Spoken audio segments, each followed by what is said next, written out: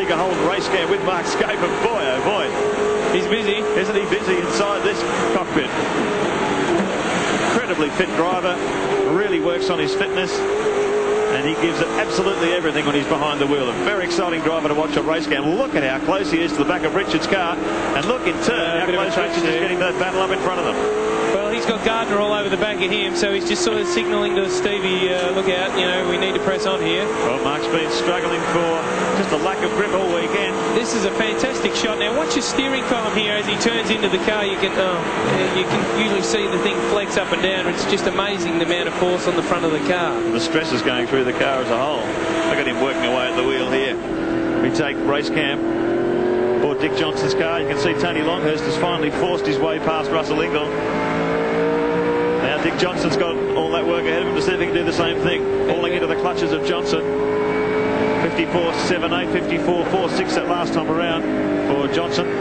So maybe Russell might be struggling a bit here with tyres. And Dick will be wanting to make this a fairly decisive and fast move by Russell. He's got these other three bearing down on top of him, and he needs to get by before they all end up on top of him. Well, he's really creating a traffic queue behind him. See all that rest of that bunch pushing up, including Richards. First the privateers.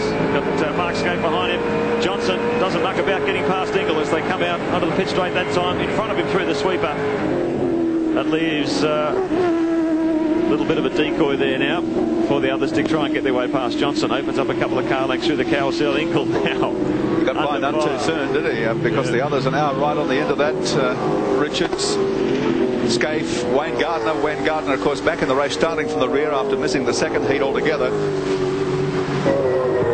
I expect Gardner to put quite a charge on in this race. He's got 4 good tyres that he hadn't used in the second race, so he should be very fast. Stephen Richards, top place privateer at the moment, in 8th position. Scaife in 9th, Gardner in 10th. Continuing his charge through the field after engine problems earlier in the day.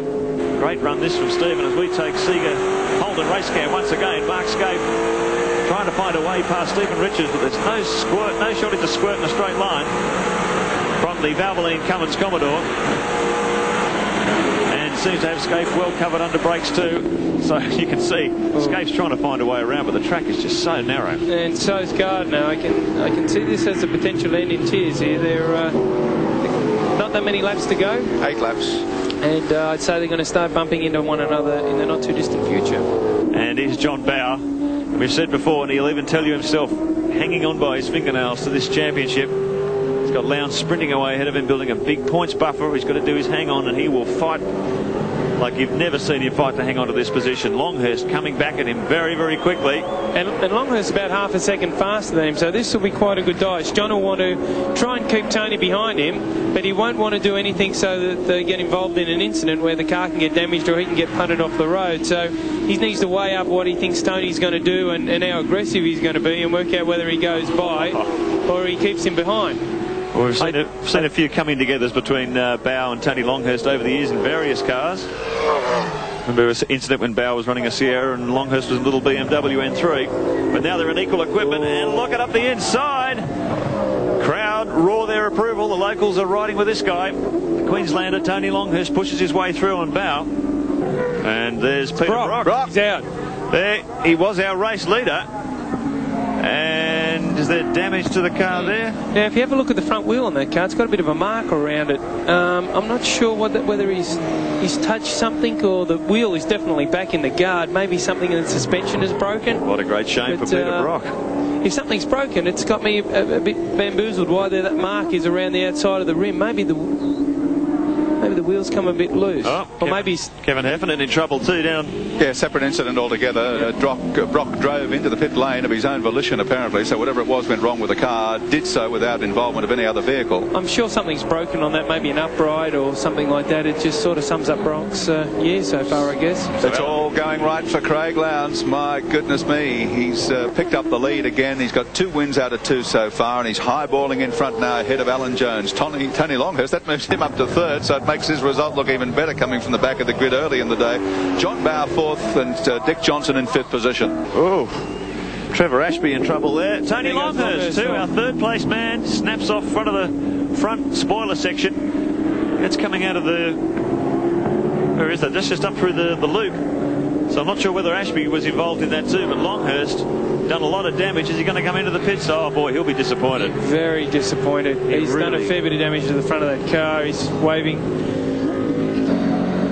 Well, last time around a 54.5 for him. Alan Jones a 55.1, so he's not absolutely cruising, but it's just the tremendous amount of grip these cars have got. They just look like they're cruising. He's on his last lap now, Craig Lowndes. Oh, Heffernan again. Off into the mud in the Price Attack Commodore. We just saw him off before. Now he's in trouble.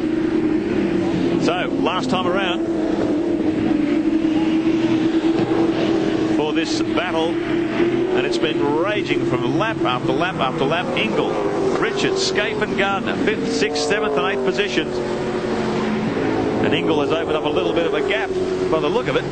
Richards has fallen back into the clutches of Scaife. Meanwhile, here's our race winner, 3 from 3. Can't do much better than that. Craig Lowndes builds that crucial buffer over John Bowe as he takes victory in Heat 3 at Lakeside this afternoon. Second place should be Alan Jones in the pack leader Falcon. John Bowe also capitalised on Brock's misfortune. He moves up to 3rd. Dick Johnson fighting his way back to 4th. Good fight back there. And there's this great battle, Ingle holding out that trio.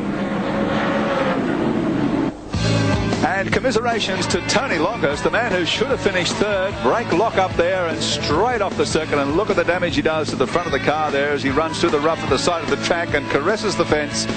And after coming from rear of grid for the opening heat today, finished right out of the money. Let's check the Shell race score for the final heat. Craig Lowndes, what a winner, extending his lead in the championship. Alan Jones filled 2nd spot. John Bowe staying in touch, but only just with Craig Lowndes. Dick Johnson in 4th position. Russell Ingle in 5th. Let's take it down to the top 10. Stephen Richards, good performance by him for a privateer to finish 6th. Mark Scaife in 7th. Wayne Gardner 8th. Paul Romano number 9. And Glenn Seaton finished in 10th spot. But let's go